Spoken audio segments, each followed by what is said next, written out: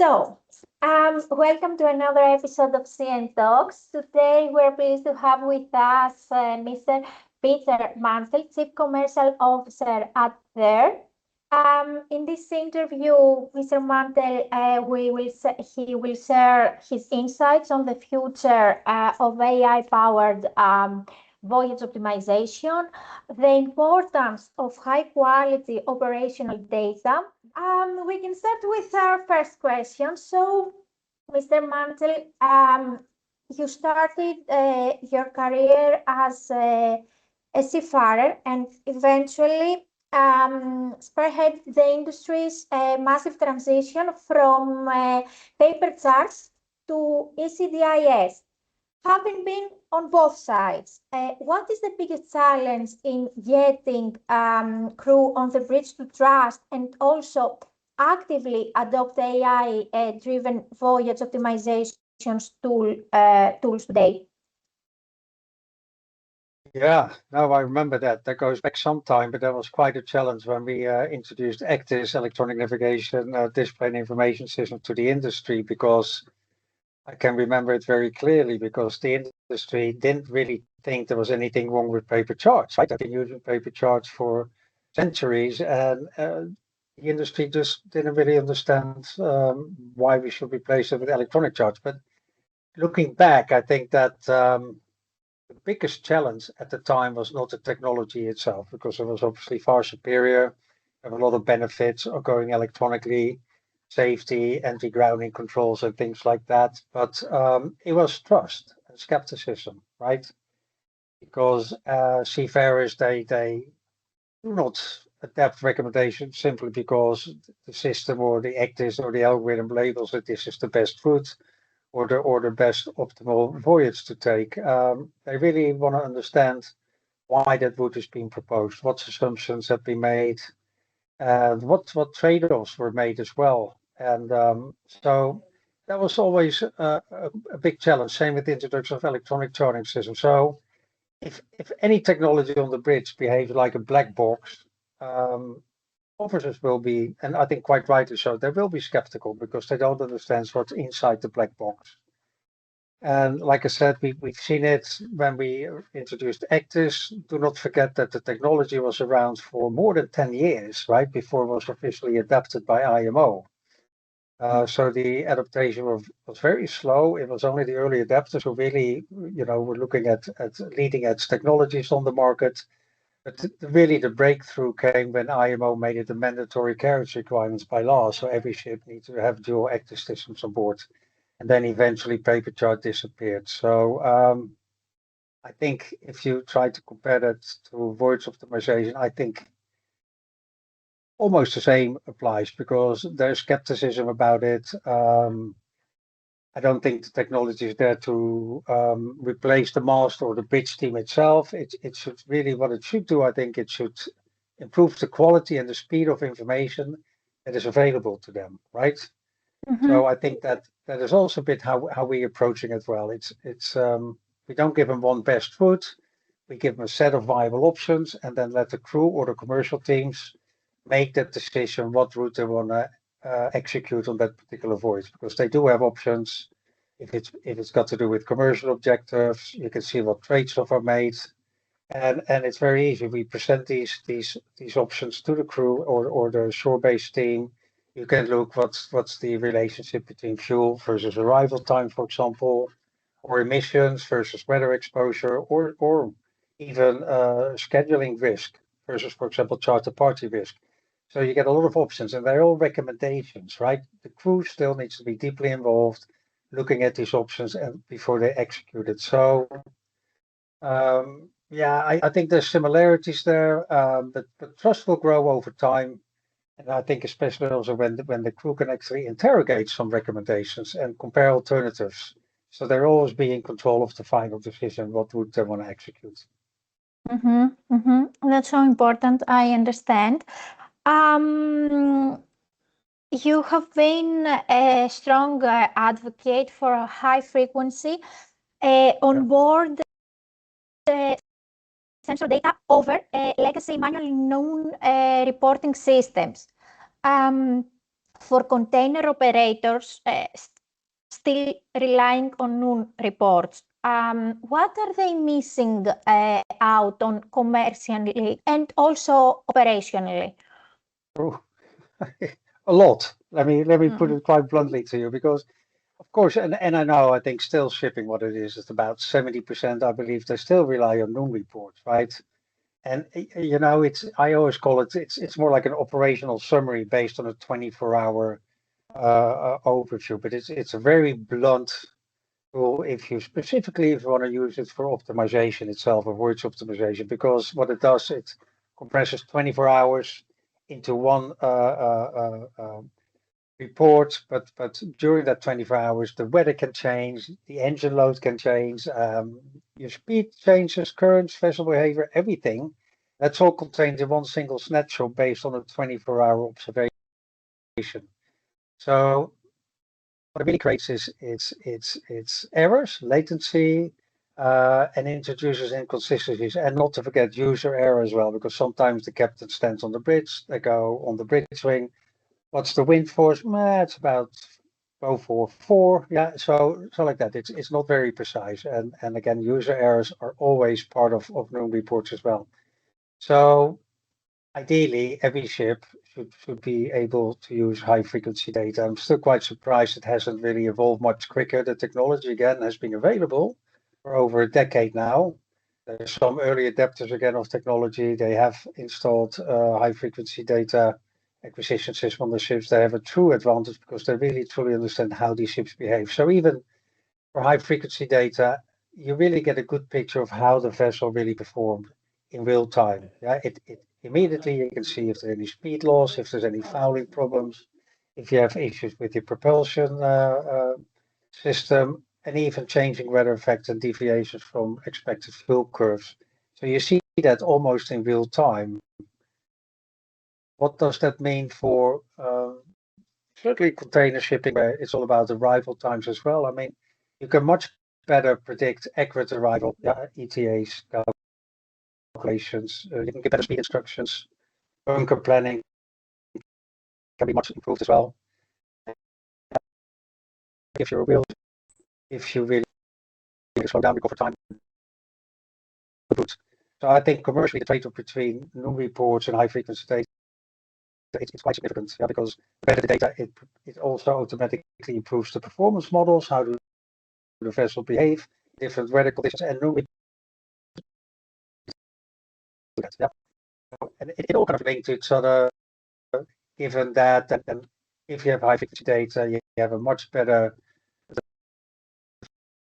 for the analysis, for example, you get much better reporting on the emissions, for example. And again, you can really quick much faster if the small performance deviations, etc. So high frequency, for me, it's a must-have almost, right? I'm quite surprised the industry hasn't really fully adapted to that. Mm-hmm. I understand there are, as I can see in a NUNA report, a lot of maybe errors, or there is no precision in like high frequency data. Yep. Okay. I think if you want to summarize it, I always say like NUM reporting gives you broad overview what happened the last 24 hours, right? Where high frequency data actually helps you decide what to do next, because you have a much better understanding of what really happened, like not only the last 24 hours, the last part of the voyage. So yeah, I think the entire industry probably agrees with us, but it's still, I just still don't understand why the industry is not using it much more, because it's affordable and the payoffs are significant.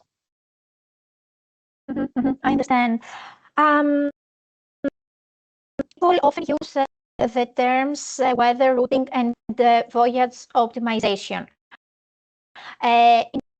interchangeable, but they are quite different. How does Theyr define true voyage optimization, especially when integrating multi-objective variables like fuel, emissions, and charter party compliance? Yes, that's even the terminology gets frequently as well. They talk about weather routing, voyage optimization. It all got a bit woolly, so to speak. But of course, weather routing has been around for decades, right? And it really served a purpose. It was fantastic. Initially, of course, the first industry that was starting to use weather routing was the container industry, because they didn't want to get in certain weather conditions where you got, for example, pneumatic rolling or containers started to come off the vessel. So it serves the purpose, but it's what is it's a single objective optimization. You put your weather constraints in there, and the algorithm tries to avoid these things. But now it's not a single objective industry anymore. It's truly multi-objective, because you got your inertial constraints, you have your emission constraints, and things like that. So yeah, it is changing. And again, the definition, a lot of traditional weather routing companies, they start adding some commercial objectives to it by running another single objective in parallel to the weather routing. So it is definitely changing. Even voyage optimization may not be the right terminology as well. And but like I said, so weather routing, you just avoid bad weather, right? If you really talk about really voyage optimization, it's ask a much broader commercial question.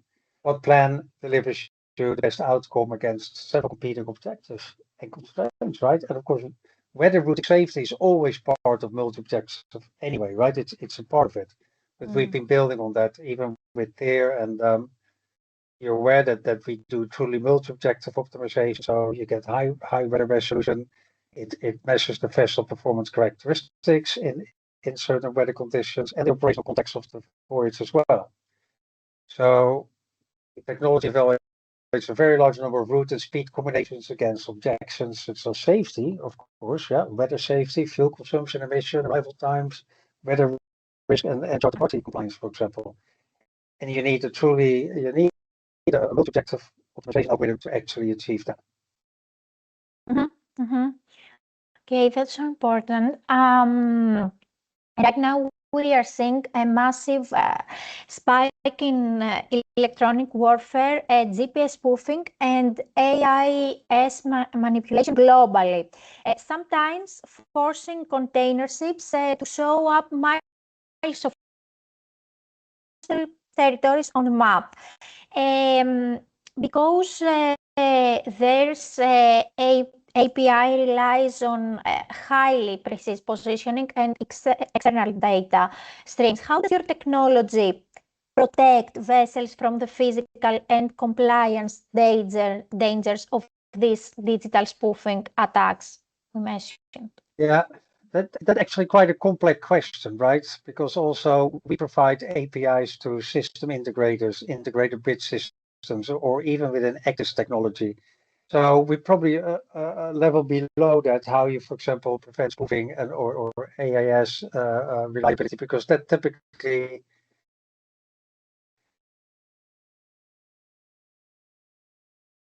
sits with our point of view. I think that you also got to understand that voyage optimization must never be treated as a substitute for certified navigation equipment like Actis, right? Because it takes the information from your Actis system. So that whole cybersecurity, vulnerability, or for example, your GPS precision, that really needs to be managed by the integrated bridge system, not so much as by the voyage optimization technology, because it takes the data from these other navigational equipment, right? So, and again, if there's any issues like precision jumps, impossible speeds, and things like that, it should trigger alerts, right? And you see it with AAS as well.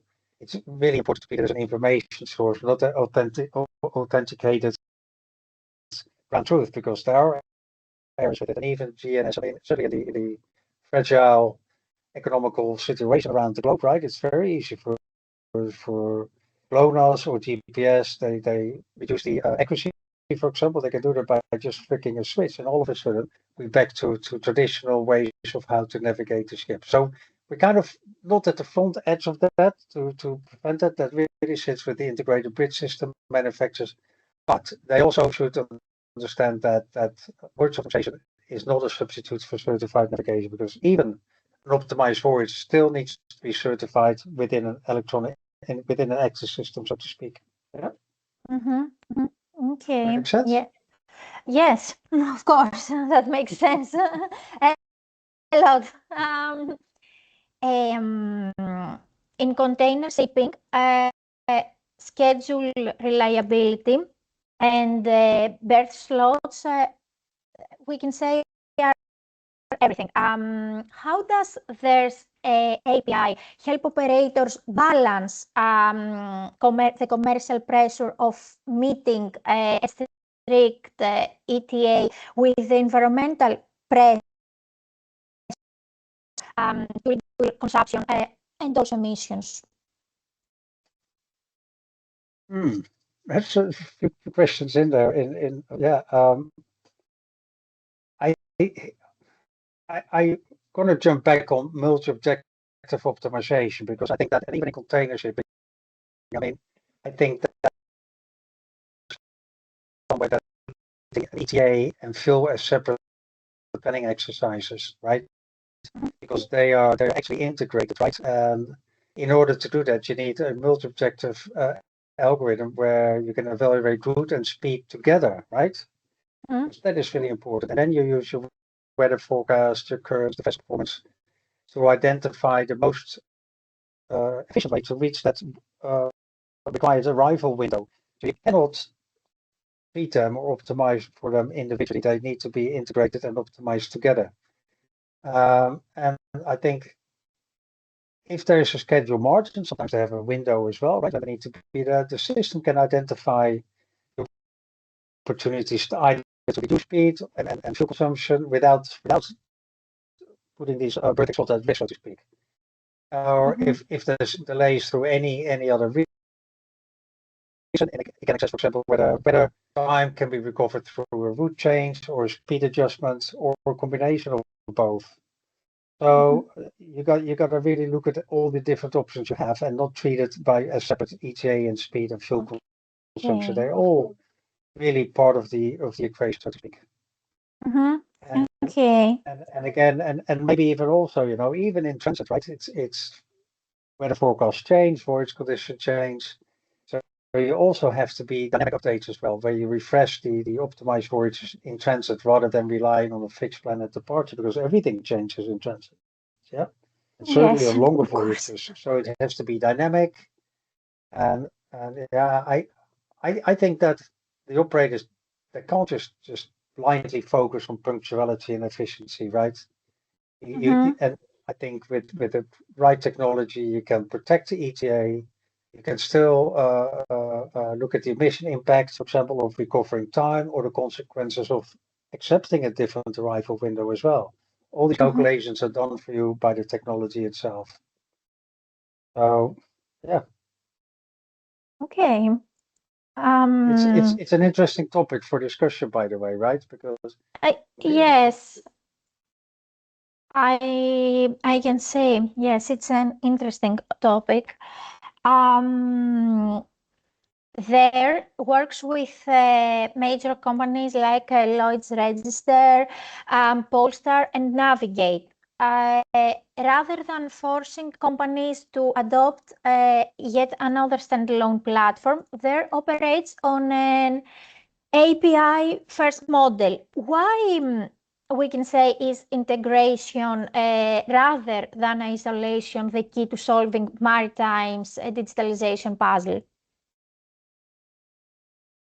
Yeah, so it's important to understand we are B2B company, right? We deliver to other businesses, and our technology is only available through API. So integration, it's much better than isolation because I think a lot of our partners already have navigation, fleet management, performance platforms, and other commercial systems. So rather than not introducing another standalone technology, right? For example, like voice optimization, we ask them to integrate it into the existing platform already. So you don't create another silo or another workflow for the crew and the short teams to manage. So, and I think it's generally a fact. The industry does not suffer from a shortage of different dashboards, right? But because of that, it suffers from fragmented decision. You can't have to log into every little system to get the overall view of the entire voyage. So by by offering our APIs to our partners, they can embed that technology into the existing platforms and workflows. So it's just another option. It's another module within a digital platform. So, and that's why we believe it's the right choice to do so. Yeah, they get the same user interface. If they already use the actors, the user interface can be adapted by a partner. So it's got the same look and feel and the same philosophy behind the functionality. So that's why integration in existing platforms, it's much better than, for example, for us to come out and we sell a complete voice Yes. optimization model, because it's just another side on board of the ship, and we're trying to avoid that. That's why we selected also the API integration route. It's a lot, we can say, easier for the companies and this Yeah, integration. and I think also because there used to be a time that every large company tried to develop everything in-house, but there's so much technology. And I always believe if you partner, you look at the best solutions on the market, you integrate those for APIs, you can build the best platform. Because even multi-objective voice optimization, it's a huge, difficult challenge from a technical point of view. It take just for us, it took us over 10 years, and this was in collaboration with the Alan Turing Institute as well. There's 10 years of research and development behind the original technology, right? It's just incredible. It's not something you can create Yes, in a yes. short period of time. Yeah. Okay, I understand. Fuel savings are a clear benefit, but many operators find that charter party compliance is where the real commercial risk lies. How does your platform model charter party clauses to protect operators from disputes before a voyage even begins? Yeah, the industry has been kind of pushing us to develop a charter party optimized route as well. So we have actually done that. Again, we had to bring in some external expertise because it's quite a complex, part of the business, so to speak. But you're right. And what kind of drove us to this? Because traditionally, charter party is always retrospective, right? At the end of voyage reports, and then all parties they look at the weather, they calculate good weather periods, and debate whether a vessel met its feeds and consumption warranties, right? And at the end of the voyage, they said, yeah, you have a claim or you don't have to claim. But at that stage, the operational choices have already been made, right? So you can't change it. So the discussion is often, it doesn't exist anymore. So what we try to do and what we have done now, again, is part of the multi-objective algorithm. We also introduced a dynamic charter party module. And what we try to do is so you bring all the commercial and contractual logic into the planning and optimization process, right? So we look at the speeds, consumption warranties, weather threshold, tolerances, and financial consequences. And that all being entered into the system as input parameters. And then what the algorithm does, it finds the optimum charter party route, and speed profiles can then be evaluated not only for fuel and estimated time of arrival, for example, but also for contractual performance. So it's all part of the multi-objective optimization. So what happens with the dynamic charter party module, you can immediately identify exposure before departure and even during transit as well. So how do I explain that? For example, a fuel efficiency route may look attractive operationally, right? But you may be at a higher risk falling outside an agreed arrival requirement or maybe even a performance claim, right? So making that risk available leads to better instructions, a clearer audit trail, and more informed discussion between the owner and charter, right? It also gives you transparency because you have different options. And if there's more transparency between the owner and charter, they can select the best voyage, which satisfies the charter, but at the same time also satisfies the owner because there's conflicting interest, right, between the owner and charter. But if they both can agree, you're within the charter party terms, the owner is happy with the fuel consumption or the CAI rating at the end of the voice. And that is, I think, what the dynamic charter party will bring you. Yeah. So again, it's another objective, right? You can have a best charter party route. The same applies, for example, for owners, where they want to optimize time charter equivalent, right? It's a different algorithm behind it. But we present all these options either to the owner or the charter or both. And they can have a discussion of which is the best route to execute from a charter party point of view, from the owner point of view. Okay. Very important. And that's why I also, you're talking about better routing, voice optimization. The technology kind of moves towards a commercial decision platform, right? Where, of Yes. course, safety is taken into consideration, arrival time, fuel emission, but also the commercial aspects are taken into consideration as well. Yes, it's also so much important for. Yeah. Okay. As the maritime industry continues to digitalize, what do you believe will be the single biggest challenge for container operators over the next 5 years, 3 years, and how can they prepare for it?